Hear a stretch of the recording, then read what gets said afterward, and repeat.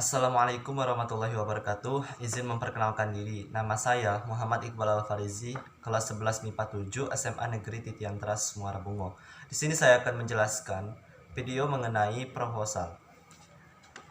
Proposal itu adalah sebuah tulisan yang dibuat oleh penulis yang bertujuan untuk menjabarkan atau memahami atau menjelaskan sebuah tujuan kegiatan kepada seorang pembaca.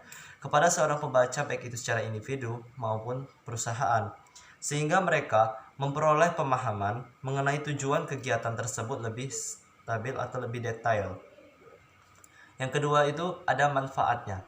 Manfaat dari membaca proposal itu sendiri, yang pertama menambah ilmu pengetahuan yang berkaitan dengan masalah yang dikemukakan atau yang dinyatakan dalam sebuah proposal tersebut.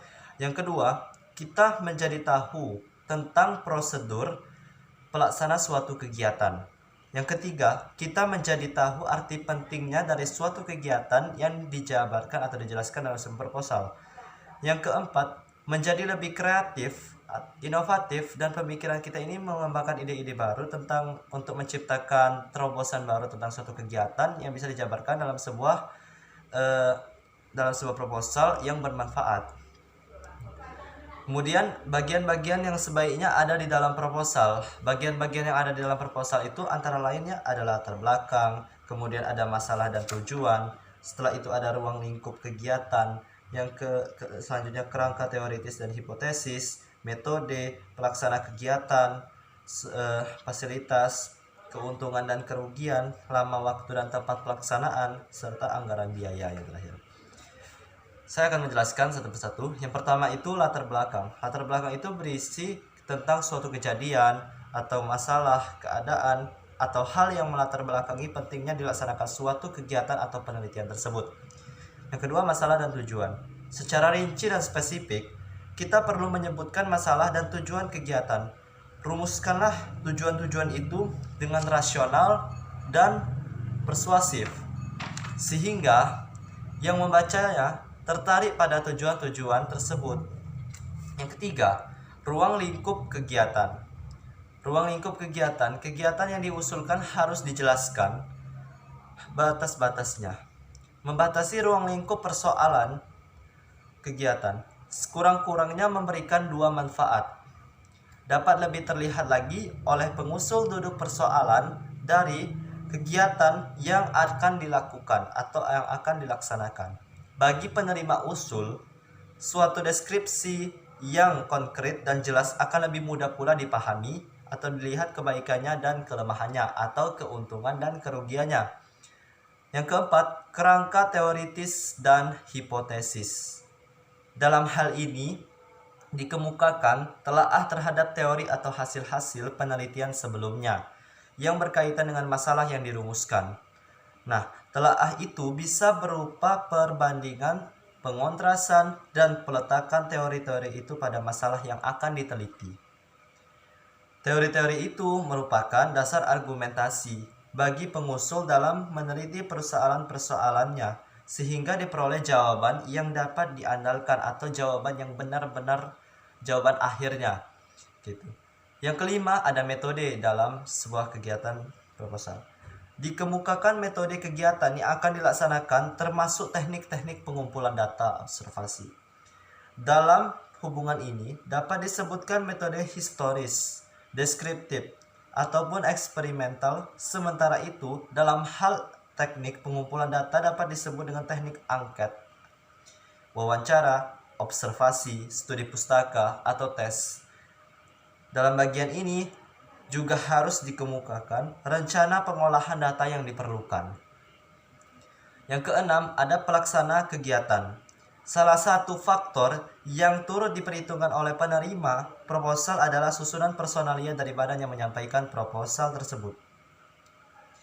Sebab itu, tuliskanlah personalia yang dapat diandalkan untuk mengerjakan pekerjaan yang diusulkan itu. Bila perlu, daftar personalia atau pelaksana kegiatan tersebut dilengkapi dengan pendidikan dan keahlian mereka masing-masing. Yang ketujuh, fasilitas. Fasilitas itu pengusul perlu menggambarkan macam-macam dari fasilitas yang dimilikinya. Hal ini dimaksud untuk lebih meyakinkan lagi penerima usul bahwa tawaran penulis memang benar-benar serius dan juga penulis sanggup mengerjakannya dengan baik dan benar. Yang kedelapan itu ada keuntungan dan kerugian atau kebaikan dan kelemahannya. Tentu lebih meyakinkan lagi jika dikemukakan juga keuntungan dan kerugiannya. Keuntungan-keuntungan yang akan diperoleh dari pekerjaan itu, jika perlu untuk menambah simpatik, bisa juga mengusul penyampaian juga kerugian atau hambatan-hambatan yang akan dihadapi kelak. Yang kesembilan ada lama waktu. Lama waktu itu ya, proposal harus menjelaskan lama waktu pekerjaan itu akan diselesaikan. Bila pekerjaan itu terdiri atas tahap-tahap pekerjaan, maka tahap-tahap itu perlu diberikan dengan perincian waktu penyelesaian masing-masing.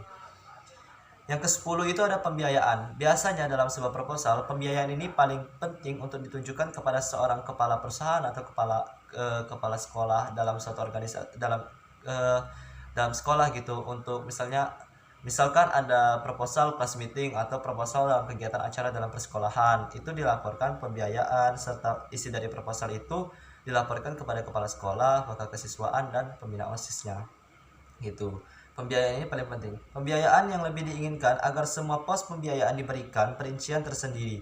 Perincian itu dapat dibagi untuk upah, alat perlengkapan, belanja barang, biaya umum dan sebagainya.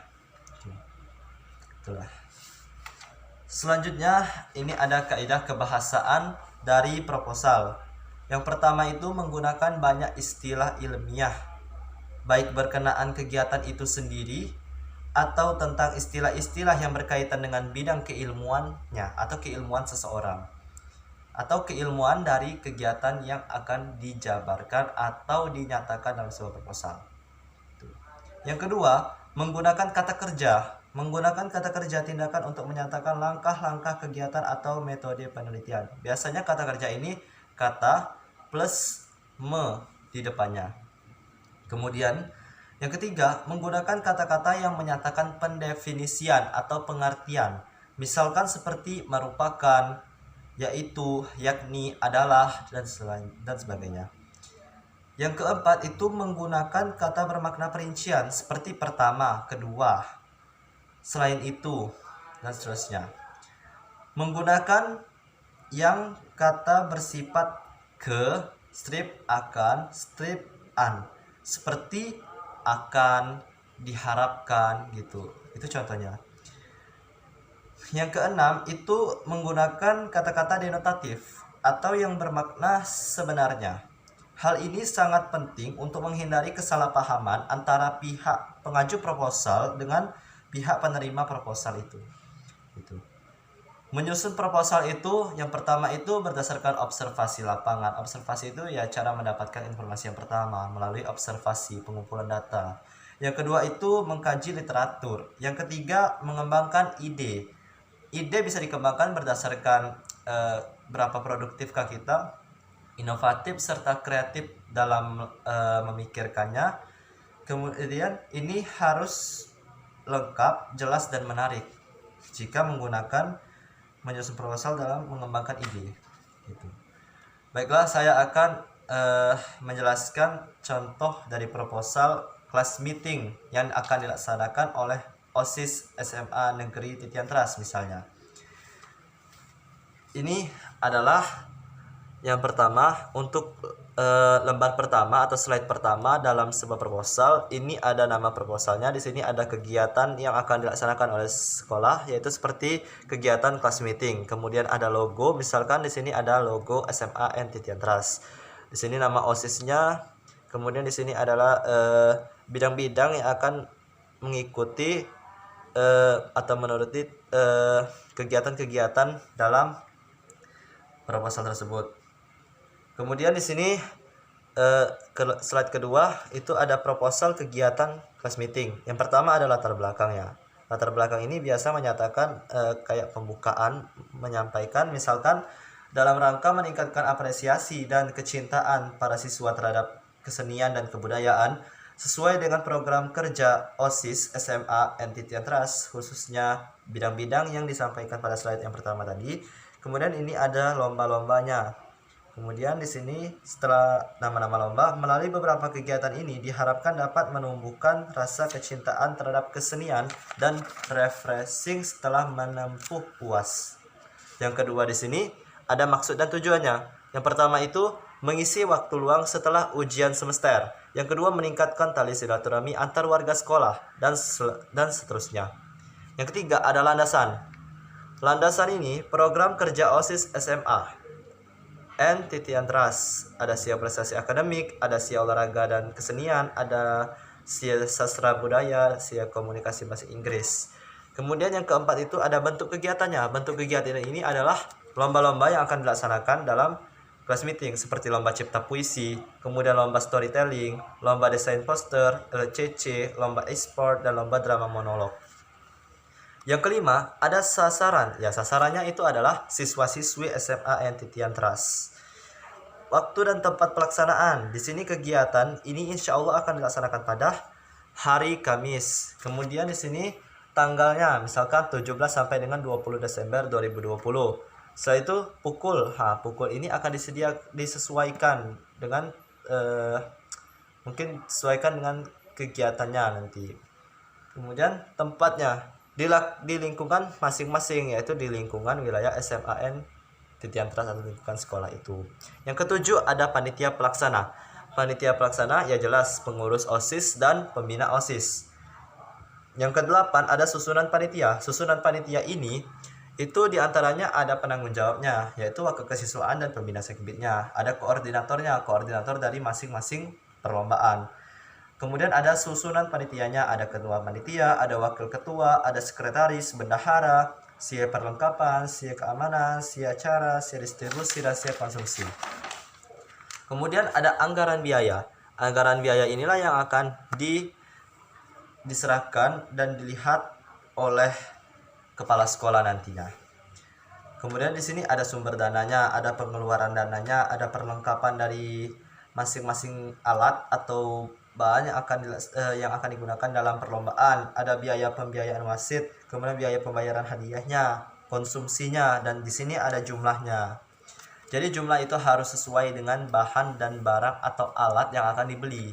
Kemudian di sini ada penutup.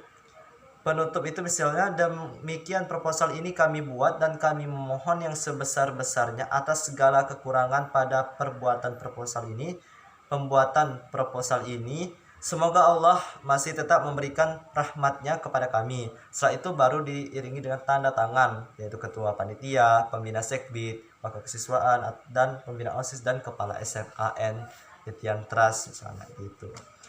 Baiklah, itulah penjelasan dari saya. Maaf atas kekurangan atau penjelasan saya yang kurang jelas mungkin.